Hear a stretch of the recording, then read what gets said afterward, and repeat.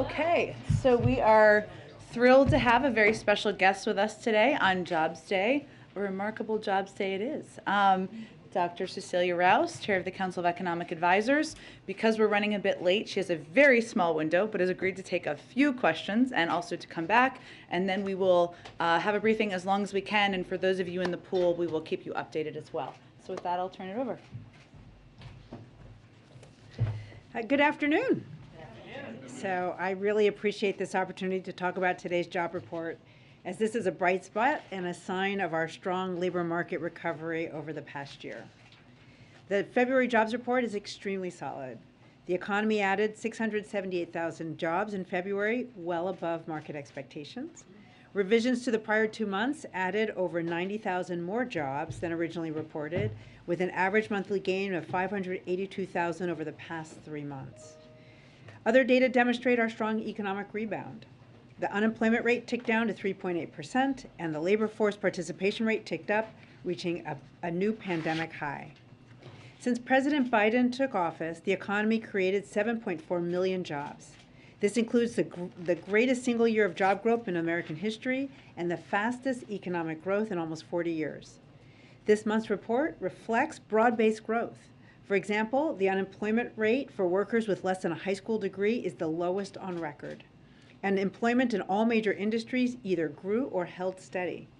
Last year, the economy created more manufacturing and trucking jobs than any year since 1994. While the care industry is still behind the overall labor market in terms of its recovery, we saw meaningful increases in nursing and residential care, child care, and state and local government, which is often schools. Notably, this month also saw the largest over-the-month increase in employment in home health care on record. These are important components in helping those with care responsibilities get back to work. We look at the prime age labor force because it is less affected by long-run changes in educational attainment or by the natural slowdown as people age and retire. This month, the employment rate for workers aged 25 to 54 rose, part of a relatively consistent rise. Overall, the recovery from the pandemic recession has been faster than any of the past recessions.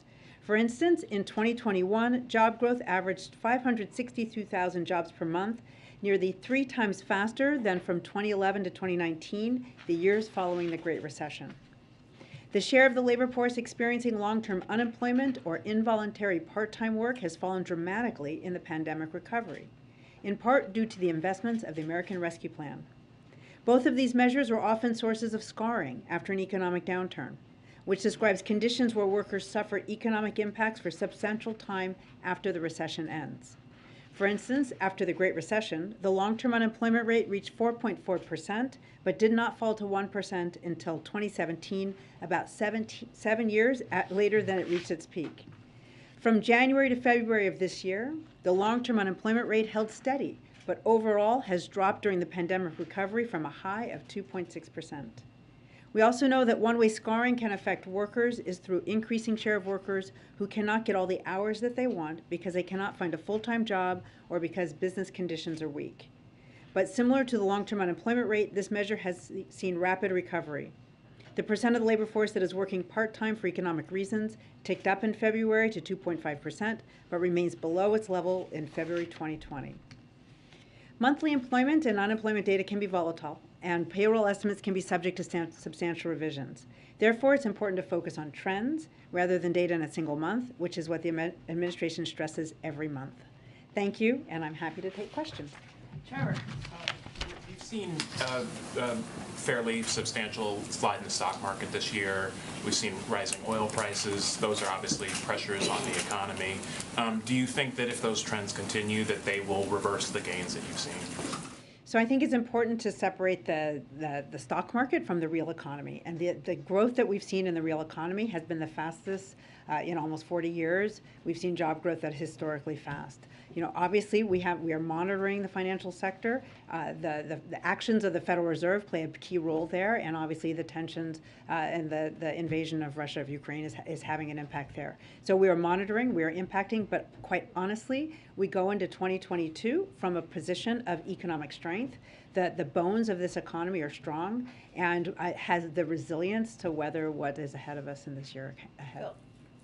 Understanding that, excuse me, the data is fluid and volatile right now, but given the strength that the U.S. economy has, how long can it withstand the spikes we've seen in commodities, just the general environment, before the threat of tipping into a recession becomes real at this point? So, look, the economy is very strong. What we saw in February was that we added almost 700,000 jobs over the month as the cases of Omicron were coming down, but did not get down to zero. So what we saw was the resilience in this economy, that we were able to continue the recovery as we're also learning to live alongside of this pandemic and safely get back to our normal lives. So we are optimistic if we continue. The president has we have the tools. The president has asked for Congress to have additional tools, which we know are going to be so important as the pandemic is not over, but we know we have the therapeutics, we have the resources to develop vaccines quickly, we've got masking, we have the tools to navigate the pandemic as we go forward. So we are optimistic that we can continue this robust recovery. This president has an economic plan to grow this economy from the bottom up, middle out. It's premised on making the key investments in this economy that have not been made over decades. So the bipartisan infrastructure law was a key component of that. And there are components of his, what were parts of Build Back Better, which is the child tax credit, which is investments in children, paid leave, which help people balance work and home responsibilities, helping people get back to work and balance their care responsibilities, lowering costs for families, whether it's in prescription drugs, childcare costs that have been increasing for decades and that are so important to this economy. So this president is focused on that kind of economic investments, which are premised on increasing our economic capacity, which is the kind of sustainable economic growth that we're looking to see. Kelly? Given the good news that you just mentioned and the trend lines, which have been very, very positive, why do you think this president is not getting credit from voters for steering the economy in the right direction? Well, I think that's a really complicated question. We know that the American Rescue Plan was really an insurance policy for this economy. What we know is that there are millions more families. We created, the economy created 7.4 million jobs over the past year during this presidency. And so we know millions of families are able to, have a job and put food on the table and pay their bills. What we know in the confidence data, a lot of that is premised on inflation. And we do have inflation. The president has acknowledged that. We understand that. He is focused on that.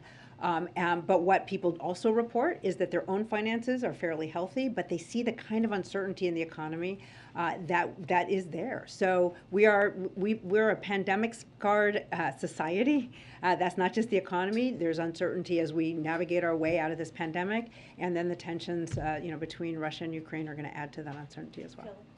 As you described the strength in the economy, if there were a policy decision made to stop importing Russian oil, what impact would that have? And do you see a resilience in the American economy to withstand that? So again, we're in a very good position. What we know is that, from the U.S. economy, we don't import a lot of Russian oil, but we are looking at options that we can take right now if we were to cut the U.S. consumption of Russian energy. But what's really most important is that we maintain a steady supply of global energy. Last one, Josh. Sorry, just to follow up on that, we're reporting right now that you are considering a ban on U.S. imports of Russian crude. Should I interpret your answer just now that it might be more targeted than that? So we are considering a range of options, but what's really essential is that we maintain a steady supply of global energy. We don't want to disrupt. Look, energy is a global market, and we do not want to disrupt that market. And on today's report, the jobs number was great. The wage growth is pretty sluggish. I'm wondering, is that normal to expect a disconnect there? Does one typically follow the other? And what do you draw from that? How can you get wages to keep pace with the actual job numbers themselves? So from month to month, data can be volatile. And so that's why we don't focus on month-to-month changes, especially in wages. But we did see robust growth even for lower wage industries, and we know that over the year wages are up. But the president's economic plan is really about having increases in wages that are sustained by increases in productivity, and they're really premised on the increase in the economic capacity, and that help families by lowering costs on those, in those areas, healthcare, prescription care, childcare, that we know have been really squeezing pocketbooks over several decades. Thank you, Dr. Rose, for joining us. Thank you. You're welcome anytime. Okay, I just have two items for all of you at the top. I I just wanted to provide, I know we announced this yesterday or the day before, but a brief overview on two critical urgent funding needs the administration has sent to Congress. First, to provide assistance to Ukraine. The United States has already provided over $1.4 billion in assistance to Ukraine since 2021, and together with our European allies and partners, we are holding Russia accountable for its unjustified and unprovoked invasion. To continue this important work, we're requesting $10 billion to deliver additional security assistance for Ukraine, to provide life-saving humanitarian assistance for the Ukrainian people, and more support for stronger sanctions enforcement and for U.S. troop deployments to reinforce NATO's eastern flank and deter Russian aggression. This is an urgent priority. I think everybody would agree, Democrats, Republicans, the American people, and it is urgent so that we can continue to deliver on our commitment to support the Ukrainian people. Second, the other part of our request is on COVID-19 response. While we now have tools like vaccines, treatments, tests, and high-quality masks to protect people, we didn't get here by accident. It's a result of wise investments over the past 14 months that led to this widespread availability. And I would note that we did that while we had the rise of two variants that weren't even planned for, of course. Well, they were planned for, but we had to account for them, I should say, in our spending. We need additional funding from Congress to secure more medical supplies to keep this country moving forward. And let me be very clear, this is an urgent request, and this is what is at stake in our fight against COVID. By May, our current supply of monoclonal antibodies will stock out. By July, the current supply of pre-exposure prophylaxis drugs used to protect immunocompromised people will stock out. Funds are needed in March to secure additional supply in July. You have to order them ahead so that you have them when they're needed, when you run out of stock. By September, we anticipate our supply of oral antivirals will run out if additional pills are not purchased now. And within weeks, we expect testing capacity to drop if additional investments are not made soon. And as I would note in the President's State of the Union, he also announced the American people can order more tests. So there, we obviously want to meet that demand. Given how costly COVID has been, with so many of our fellow Americans hospitalized or dying and our daily lives disrupted, we simply cannot afford to wait on investing now and keeping people protected. Also just wanted to give you a preview of the week ahead. On Tuesday, the President will travel to Fort Worth, Texas, to speak with veterans, caregivers, and survivors about addressing the health effects of environmental exposures, such as burn pits. Obviously, he talked about this priority in his State of the Union address earlier this week.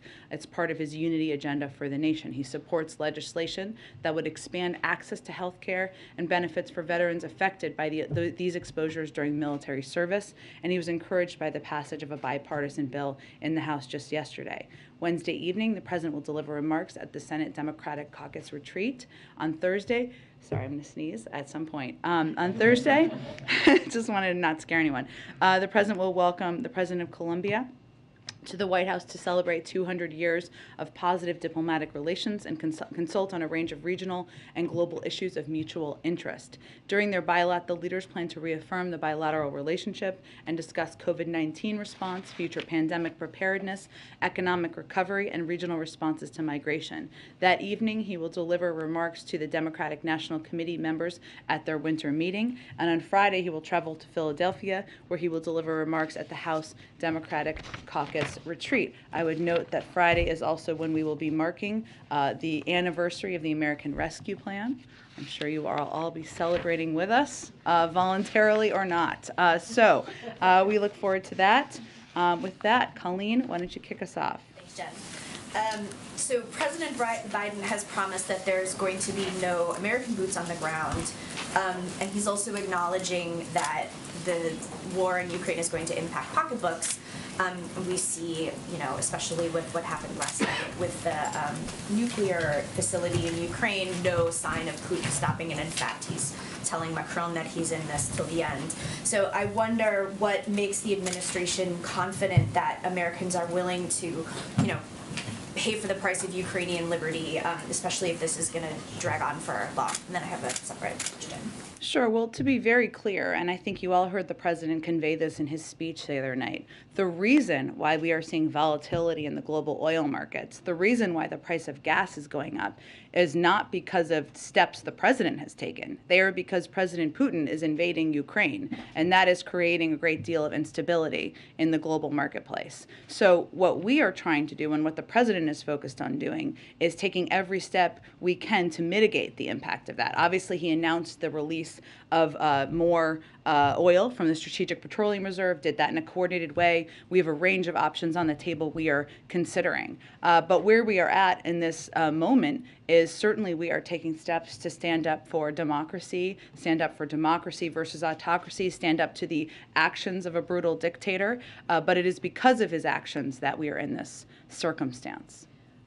One other question on the Supreme Court reinstating the death penalty for Boston bomber. Yeah. Question I have. I wondered, I know there's a moratorium, on the death penalty the DOJ has put in place, but are there any other actions planned or any other steps taken to keep the president's pledge to end the death penalty? Well, the president certainly supports the Attorney General's decision to issue a moratorium on federal executions while it conducts a comprehensive review of the practice. And that practice and process is ongoing. And the president has expressed before that he has deep concerns about whether capital punishment is consistent with the values that are fundamental to our sense of justice and fairness. Obviously, I can't. This is a case that the Department of Justice could certainly speak to, but I would just say that President expressed horror at the events of the Boston Marathon bombing at the time. He believes that Tsarnaev should be punished for responsibility in the murder of 3 innocent people at the marathon, for wounding dozens of others, and for his role in killing 2 police officers who were attempting to bring him and his brother to justice. And he knows the deep pain that his crime caused. As the president said at the 1-year commemoration of the bombing, quote, "I know that no memorial, no words, no act can fully provide the solace that your heart still yearn to acquire." He has made clear, as I noted, his grave concerns about capital punishment as implemented, but he respects the process and the ongoing review that is being led by the Department of Justice and the Attorney General. Go ahead. Thank you. Overnight, we saw the Russians attack this nuclear power plant last night. The U.S. Embassy in Kyiv noted on Twitter, it is a war crime to attack a nuclear power plant. Putin's shelling of Europe's largest nuclear plant takes his reign of terror one step further. So just to be clear, is it now the position of the U.S. government that Putin has engaged in war crimes? Well, we have an internal review that's been ongoing prior to last night to collect evidence and data of the targeting of civilians, of the reported use of horrific weapons of war on the ground in Ukraine. That's an ongoing process. We have not made conclusions. It's a legal review and a process that goes through the administration. What I will say is that the intentional targeting of civilians or civilian objects would be considered a war crime, even as we are assessing that. Regardless of the legality, this action was the height of irresponsibility. The Kremlin must cease operations around nuclear infrastructure, and we have, of course, remaining concerns. I would note that just on in the developments that have happened overnight as it relates to the nuclear power plant, I mean, obviously the Russian government's actions were extremely reckless and dangerous. They could have posed a profound threat to the safety of civilians in the region and beyond. We do applaud the ability of the Ukrainian operators to keep all 6 reactors in safe conditions while under attack, and to report as they were able to the nuclear regulator, which certainly was helpful. As you know, last night the president not only spoke with President Zelensky, he also spoke last night to the head of the National Nuclear Security Administration for an update on the situation at the plant.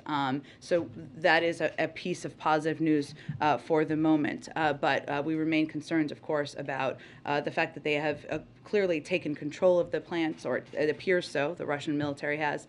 The best step for nuclear safety would be for Russia to immediately withdraw its forces around the facility. And on the Hill, we've now seen this really sort of broad range of bipartisan support behind this legislation to ban Russian oil imports. The Speaker has said she's all for banning Russian oil. I guess first, just what is your stance on the Senate bill, and is this something that the President would sign?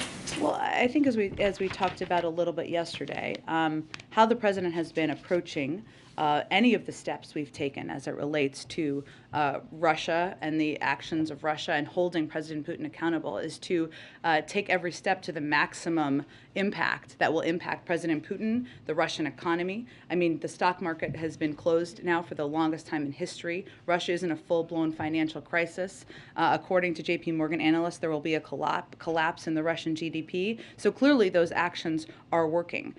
We will have one of his principles from the beginning has been to do that in a unified way, in a coordinated way, because we are stronger if we are together as we work with the Europeans. The third principle, or another principle, I'm not sure what number I'm on right now, has been to, while we're maximizing the impact, to minimize it on the American people, on the global markets, on and certainly we are mindful as we look at all of these options of making sure we're not having that impact. So we want to maintain, as Dr. Rouse said, a steady global supply of energy with whatever actions we take. So is that a no, he would not sign this legislation? Again, we remain in contact and discussion with members of Congress. We are looking at options we could take right now to cut U.S. consumption of Russian energy, but we are very focused on minimizing the impact to families. If you reduce supply in the global marketplace, you are going to raise gas prices. You're going to raise the price of oil, and that is something the president is very mindful of and focused on. Go ahead. CC alluded to something several officials have, and you kind of just did too, that there is a review of options that would allow you to cut consumption but maintain market stability and supply. Can you outline any of those options in detail that are under review right now? Well, there are both international and domestic options. I'm not going to get into too much detail because our focus is on discussing what's possible, what will have the maximum impact, and not putting any of them at risk. But broadly speaking, part of what we're trying to do internationally is have conversations, as we have been for weeks now, with global suppliers about meeting the needs, the supply needs in the marketplace. The reduction of supply, the reduction of oil would raise prices, right? So that is one of the things that we have been focused on. We've talked a little bit about engagements that Brett McGurk has had, that Amos Hochstein have had. These are ongoing discussions. There's not a day that goes by, or maybe even an hour that goes by probably, where members of our national security team and economic team aren't communicating with their counterparts around the world about exactly this issue. There are also a range of domestic options that are out there. Obviously, the president announced the release from the Strategic Petroleum Reserve. That is something where the process is just getting going right now. It takes a little bit to get that going. And then, he'll consider and continue to discuss with his team other steps that we could take domestically. Does the potential for an Iran deal factor into supply considerations at this point? I would say that the biggest priority with the Iran deal is having visibility into and preventing Iran from acquiring a nuclear weapon. Obviously, as a part of that, if you go back to the implementation of the JCPOA, would be the availability of oil. But I would say that our first and foremost priority focus is on preventing Iran from acquiring a nuclear weapon. And then last one, there was significant preparation that lead up to the Russian invasion in terms of cyber defenses in the U.S. with the private sector. Does the U.S. intelligence community have any analysis as to why there has not been any offensive Russian action on the cyber front as it pertains to the United States? It's a really good question, Phil. I don't think anything that I could provide to you from the podium. I would say that the cyber preparations, as you noted, but just for others, those began in earnest back in the fall, just as all of our engagements with foreign counterparts, preparations and discussions about efforts to avoid challenges in the global oil markets, making sure we were unified with our European partners. Those engagements with the private sector began. They continued back in the fall, but as it relates to this potential threat, they escalated, they increased back in the fall. But in terms of why not yet, I can't speak to that, but we are certainly prepared if that does happen. Go ahead. Thanks, Jen. President is meeting with the Finnish president shortly. Yeah. Does President Biden want Finland to join NATO? That would be up to leaders of Finland and the NATO alliance to determine. Senator Lindsey Graham said last night that someone ought to assassinate President Putin.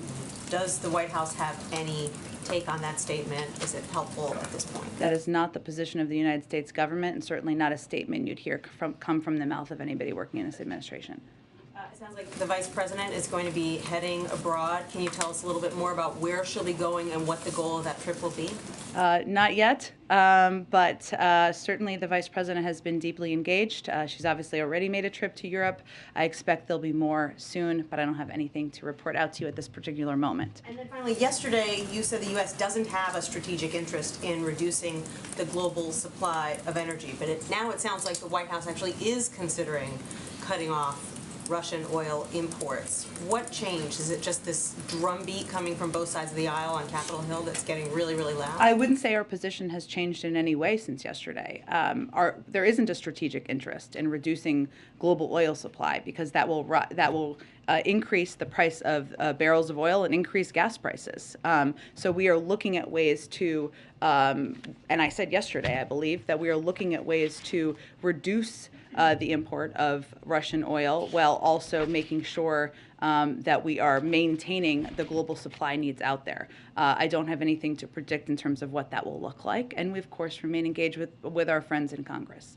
Go ahead. Thanks, Jen. There have been some calls to establish safe passage corridors for humanitarian aid purposes. Is that something that the U.S. is at all working on? And then how would it be enforced? Because in 2014, the Russians killed a whole bunch of Ukrainians who were trying to flee in a similar fashion. Well, we are in close contact with Ukrainian leadership to support their efforts, and you're absolutely right. Humanitarian corridors are absolutely critical to help evacuate civilians, provide urgently needed humanitarian aid such as food, water, medical supplies to ensure civilians can travel safely. We've seen and continue to see devastating attacks on cities and infrastructure, including schools, hospitals, and houses that are catastrophic at the hands of the Russian military. So what we need to see is sincerity about the implementation of humanitarian access, work to establish that quickly. In terms of the implementation of that, I don't think I have any more details to convey here, but I think obviously saying you're going to do humanitarian corridors or conveying an openness to that, to your point, is very different from allowing food, water, medical supplies, and civilians to move. And certainly there would need to be an implementation component, and they would need to take the implementation of it seriously. Is that something that then the U.S. is going to discuss with NATO about potentially getting involved in doing? I just don't have more details on the implementation for you to outline from here, but certainly, the establishment and of humanitarian corridors, the implementation of it, the Russian leadership taking that effort seriously would be something we would welcome. Following up on Phil's question about the cyber attacks, obviously it didn't happen leading up to the invasion, but do we have, as the U.S., a capability of knowing whether or not they tried to do something like that? We have a range of capabilities. I'm not going to get into them from here. And then what happens if, you talked about the legal reviews happening for the war crime element earlier. What happens next if the review finds that Putin did commit war crimes? Then what happens? Well, there's a range of means. I would say first, while we have our own internal review going on, and if we as we continue that, we will provide any information to both the International Criminal Court, the UN, other entities that are investigating from an international standpoint. We also helped pass a resolution at the UN Human Rights Council to establish a commission of inquiry, which would be an entity where we could provide information that could support future investigations and also determine, to your question, I think, accountability measures. We also joined 44 other countries in establishing an expert mission through the OSCE to investigate possible violations and abuses of international human rights and humanitarian law by Russia and its forces. So typically, obviously, we have a range of resources here, as other countries do, and our focus would be feeding that into the international process. In terms of what you just laid out there, and I know yesterday you said that you didn't see Russia being booted from the UN Security Council because they have a permanent seat. How do you reconcile potential that you have a member of the Security Council that's flagrantly undermining the charter? Is there anything that can be done, especially if he is found to be committing war crimes? Well, I think that's part of the accountability question, right, Jackie? And obviously determination about the future role of any country in an organization would be up to the member countries of that organization. We are one. We are not the only one, but certainly accountability would be a part of that process. Because it would be a concern for the U.S. or for the UN, for their, sort of, for everything they stand for to have. I think the UN has been, and the vast majority of countries in the UN have been incredibly aligned and outspoken about the horrific and barbaric actions that they have seen by the Russian military and at the direction of President Putin on the ground. One last one. Zelensky said yesterday that he felt like the whole world was too late. What's the president's response to that? I would say that, President Zelensky has been standing up courageously and bravely in a moment where his country, his own security, his own concerns about his security are understandably under threat. The United States has been working for months to build a global coalition that will hold President Putin accountable. We have been providing a historic amount of security assistance, military assistance, humanitarian assistance, economic assistance to President Zelensky and the Ukrainian leaders, and we will certainly continue to stand by his side. Go ahead, Kelly. Can you give us any sense of a timeline or a triggering event that would result in this policy change regarding Russian oil and any decisions that may be forthcoming? Is that imminent, or is there something that, is there an outside event that you're waiting for? I wouldn't say, Kelly, it's an outside event. I think our continuing concern continues to be, everybody wants to hold President Putin and the Russian leadership accountable. Everybody supports the efforts that President Biden has been leading around the world to put in place crippling financial sanctions, and they have had an enormous impact. But what we are also mindful of is not taking steps that would have the impact of raising energy prices, raising oil prices, raising gas prices for the American public. And we also are mindful of doing things in a way that is unified with our partners around the world. Can you speak to how the president has steeled himself, hardened himself, if you will? He's made a commitment not to put American troops in a military position in Ukraine. You've outlined all the steps the U.S. and allies are taking, but he's also watching what is happening, as are many Americans who are concerned about the atrocities that are taking place, the loss of life, the civilians that are being affected. Does the U.S. just watch this get worse? Is that what we should all be prepared for? I would just argue we're hardly watching. We have provided $1 billion in military and security assistance, including a range of defensive weapons that we have expedited delivery to the Ukrainian leadership and Ukrainian military. We have been the largest provider of economic and humanitarian assistance. We have rallied the world to stand up against President Putin. We are not watching. The president is leading the world in responding to this. However, he is not going to put U.S. military, men and women serving, on the front lines of battle in Ukraine to fight Russia. That has never changed. That has never been his plan, never been his policy, and he has no intention of doing that. Go ahead. Understanding it's not the position of the U.S. government, what Lindsey Graham said last night. What Lindsey Graham did suggest is that there's no peaceful resolution here while Vladimir Putin is still in power in Russia. Does the president share that view?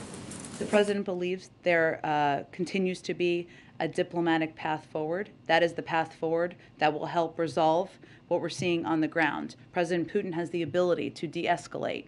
We have left the door open 4 months now to be engaged through de-escalation, if de-escalation occurs. Obviously, humanitarian corridors, a ceasefire, those would all be steps that would be welcomed. But no, we are not advocating for killing the leader of a foreign country or regime change. That is not the policy of the United States. Quick question on the Iran talks. There was a British diplomat that tweeted this morning that the talks are close. One of the reported demands of the Iranians is that this administration reverse the policy of the last one and remove the IRGC from the list of foreign terrorist organizations. What's the U.S. position on that? Look, we are close. We are making progress, but there's still more work to be done, and I'm just not going to negotiate from here. Go ahead. Jen, the NATO Secretary General gave a really pessimistic assessment of the conflict. He said the days to come are likely to be worse with more death, more suffering, more destruction. Is that an assessment that the White House shares at this point? And is there concern that the tide may be turning here in the favor of Russia? Well, I don't know that the tide has ever turned against them in the sense that we've seen the Ukrainian military and Ukrainian leadership act incredibly courageously, bravely, stand up and hold off, I think to the surprise of the world, the Russian military longer than many would have assessed possible. But the ambitions of President Putin have never changed, right? The efforts of the Russian military to charge towards Kyiv have never changed. So we are continuing, and our assessment has not changed on what their intentions are. And just Zelensky said, he reiterated his interest in talking to Putin. He said he needs to talk to Putin, the world needs to talk to Putin, there is no other way to stop the war. What conditions does the president need in order to have a conversation with Putin? And does he see any kind of engagement with Putin directly as constructive at this point? For President Putin, I mean for President Biden or for President Zelensky? Biden. Look, President Biden has no intention at this moment of engaging directly with President Putin. He is in the middle of an escalatory war in a sovereign foreign country. This is not the moment for the President of the United States to engage directly with President Putin. What I would say is that he leaves the door open to diplomacy. That has never closed shut. There are certainly steps. Well, I'm not going to outline from here because we'll engage on this through diplomatic channels, what exactly it would look like. There are obvious steps that can be taken. Humanitarian corridors, a ceasefire. Those would all be welcome steps. But in terms of what conditions, it's not the moment now, and I can't predict for you if and when the moment would be. Go ahead. Can I just ask briefly, the president spoke, of course, about the need to confirm his Fed nominees in his State of the Union speech. The Republicans on the committee issued a statement yesterday digging in essentially on Sarah Bloom Raskin. I'm wondering whether the White House remains committed with Senator Brown and advancing all the nominees in one slate, and if you have any response to the Republicans. Yeah, we absolutely do. All 5 of our nominees, including Sarah Bloom Raskin, are well qualified for these positions, and we're calling on the Senate to confirm them as soon as possible. I think it's important to remember what is happening here. The Republicans are not showing up to a committee vote. If one of them showed up, there'd be a quorum to have a vote, and there are enough votes to move her past the committee. That's what's happening. They're not doing their job here, which is just to show up. They don't have to vote for her. They just have to be in the room, which is essentially what people have elected them to do. So we stand by all of our nominees. We're continuing to engage with Senator Brown on moving them forward. And certainly we believe at this moment, when inflation is on the minds of Americans, when rising costs is on the minds of Americans, one thing that the Senate could do is confirm these nominees. Go ahead. Russia has cut off access to Facebook inside of Russia. How does that affect U.S. efforts? Does the White House have concerns about that source of information to Russian citizens being cut off? You know, this is part of their effort, as you know, I mean, to cut off a range of information from their public. I talked about this a little bit yesterday, but there are concerning steps they have taken to crack down on any form of information being shared with our public. Certainly Facebook is a part of that. They've also threatened fines for journalists reporting on the ground. They've conveyed that there are only certain words their own Russian media can use at the risk of being fined or even jailed. This is a pattern. This is not necessarily a new approach that they have taken, but to crack down on information in their country to reach the Russian people. So certainly we are deeply concerned about this and concerned about the threat on freedom of speech in the country. One other completely unrelated question. Loved ones who have lost people to COVID, some of them are advocating for a COVID Memorial Day or a physical memorial. Yeah. Does the White House have any view on that? Would you support something like that? I think there's no question the president feels it's important to remember, to memorialize, to take a moment to think of all of the people who have lost, whose lives have been lost, and all of the loved ones who have lost loved ones. He talked about this in the State of the Union, right? In terms of a memorial, I would say there's an openness, but right now we're still battling the virus and still battling the pandemic and working to get funding from Congress to make sure we can continue to do that and moving towards hopefully getting vaccines approved for kids under 5. So there's more steps we're taking, and right now I just don't have any prediction of what that may look like. But certainly memorializing lives lost is something we are open to. Go ahead. Thanks so much, Jen. 2 questions for you. First of all, just on the idea of a ban on purchasing Russian oil. The Wall Street Journal had a pretty good story earlier this week, noting that the price of Russian oil has declined as the price of other oil has increased. And I wonder how much of this idea might already be sort of baked in, how much of the pricing might already be baked in, whether that is something that you're thinking of, the White House is thinking about as it's deciding whether or not to do this ban.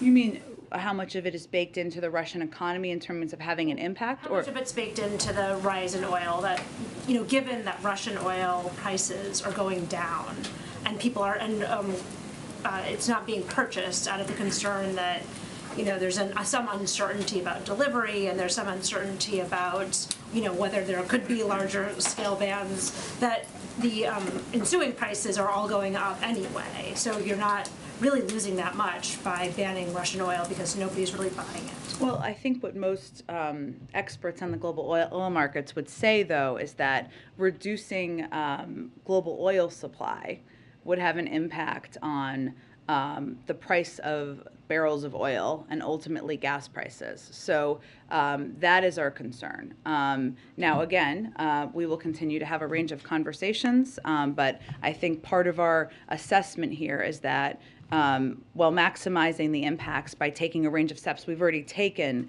we are mindful of minimizing the impacts on the public, and certainly the rising price of oil and the impact on gas prices is one we are focused on.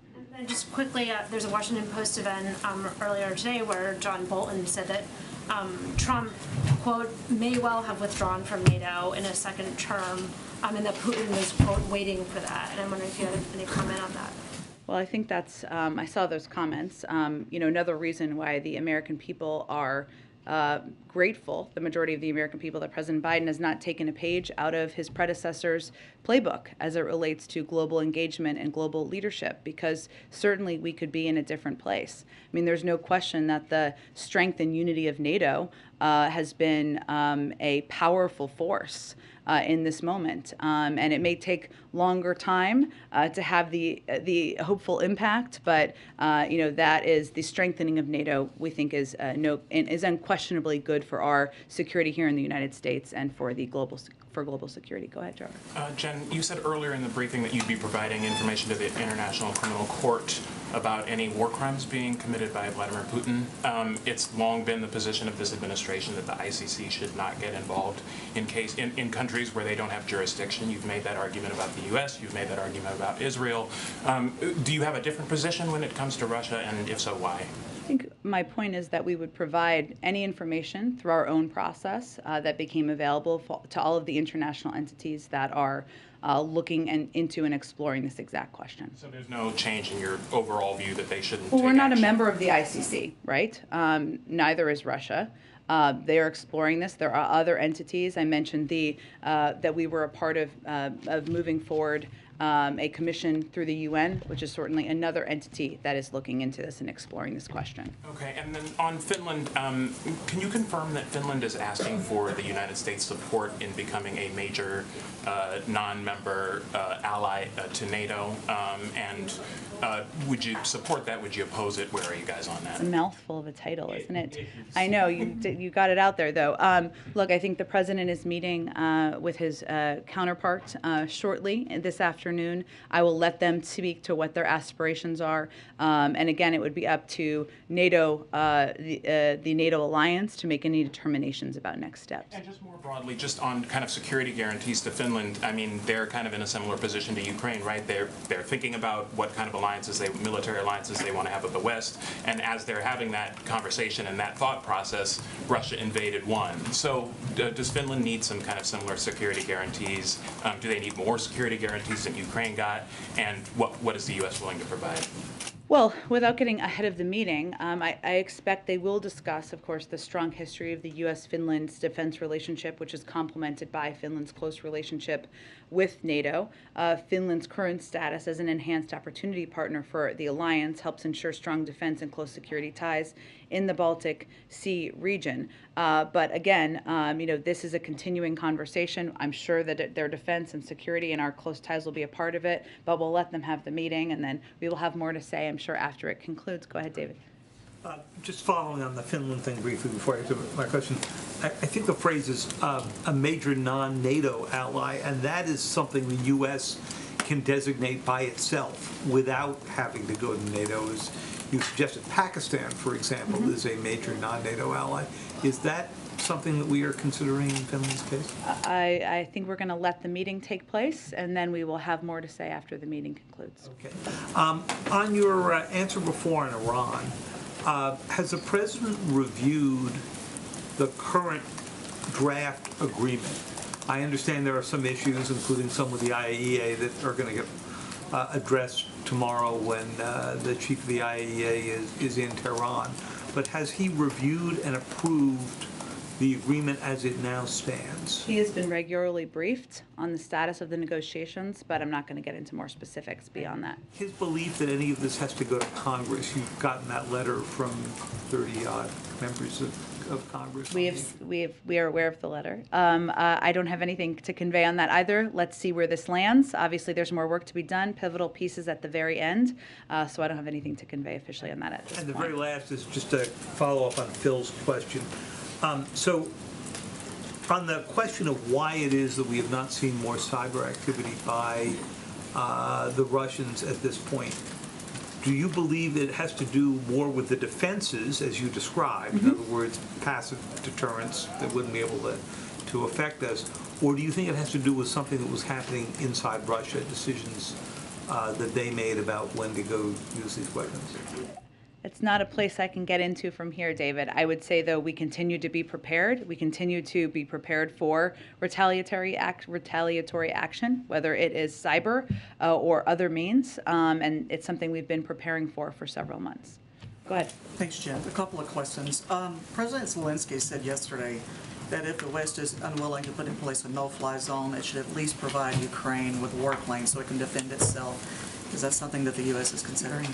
We have provided a range of security and military assistance, including defensive assistance. We've recently provided helicopters that I think my defense colleagues confirmed earlier today or yesterday, but I don't have anything in addition to predict on that front. Okay. And on a different topic, Ron Klain was on a podcast yesterday, and he suggested that the president was considering further extending the student loan moratorium, which expires in May. What can you tell us about that? When can we expect a decision, and is he looking at another 90-day extension? Certainly understand your question. That is obviously something we will continue to assess and review as we get closer to May. Typically, there's a period of time where you need to make a decision, or you at least need to convey to the lenders what they should prepare for, but I don't have anything to predict at this point in time. Go ahead, Karen. Thanks, Jen. Since the mask rules here have changed, it's like hearing your voice on the answering machine. Go ahead. Since the mask rules at the White House have changed this week, has there been any change to the testing protocols for the president? How regularly is he getting tested for COVID? There have not been changes to the testing protocol that I'm aware of. I would note that for all of us, we are still tested. If you see the president, you're tested that day. If you're not going to see the president, everybody is on a different version of a testing protocol. Been tested since Tuesday night State of the Union? Let me check, and we will get the answer back out to all of you after the briefing. Go ahead. Ukraine asked for foreign reinforcements. What's the White House position on volunteer international fighters who want to go to Ukraine? Would you encourage Americans to go there to fight, or would you rather warn because they are not protected by Geneva Convention, and maybe also it would play in the hand of Putin's narrative of... Well, our guidance continues to be that American citizens should not travel to Ukraine for any reason, so that's where it stands. Go ahead. Thank you so much. A very factual question first. Could you maybe give us the exact number of how many Russian people and entities have been sanctioned by the United States, and how it compares to the European Union, where altogether 680 people and 53 entities have been subjected to. I'm sure we can get you that. I don't have it at my fingertips, but let us get that to you after the briefing. Another one on oil imports again. Sorry about that. Do I understand it right that the United States really won't take that decision unless the Europeans take a similar decision, because Europeans rely way more heavily on Russian gas? And is there this idea that making that decision from here would somehow, not work well with allies? Well, we have from the beginning taken steps in coordination with our allies and partners in Europe, and that continues to be the first principle for the president. And obviously, as we're making any decisions in this space, that would apply. But also, what also applies to this space is our focus, and I think the focus of the Europeans as well, on not taking steps that would create increased volatility in the global oil markets, increase the price of oil, a barrel of oil, or increase gas prices. So we're looking at all of that. Go ahead. Oh, good. Okay, guys, it's got to be the last one. Go ahead. Quickly then, so would the president then welcome Iranian oil coming into the United States in order to increase that supply? Again, there's not a deal at this point in time. While we're close, we're not there. So if and when we get to that point, we can speak to that question. One more. So yesterday you said, less oil supply. You said it again today. It raises prices, and you said so I asked the American Petroleum Institute about those 9,000 leases that you've been talking about. The president and CEO of that group says that a lot of policies that have been put in place by this administration, including a ban on new development of federal lands and federal waters, is really hindering American energy development during a critical time. Also, he says the royalty fees increasing on drilling discourages investment. So are there any plans to reverse any of these policies to encourage investment? I think he may have avoided your question. I mean, because the fact is that onshore alone, as of the start of this year, the industry had more than 9,000 unused approved permits to drill in the United States. I didn't hear him speak to that in particular. And of the more than 37 million acres under lease offshore and onshore to the oil and gas industry, nearly 60% are currently non-producing. Now, obviously, our view on drilling over the long term is different, I would suspect, than the person you spoke to, which is that what overall we need to do here is reduce our dependence on oil. Europeans are doing that, we're doing that, and I think what we're all going through now in this discussion of banning oil imports and the volatility in the global markets, oil markets, is a reminder of that. So, but there's no shortage of drilling leases that can be used domestically to enhance production in this moment. The oil and gas industry is literally sitting on stockpiled leases and permits. Thanks, everyone. Okay. I'm sorry. I think everybody has to wrap and go to the next engagement here. But see you all on Monday or later today. Thank you.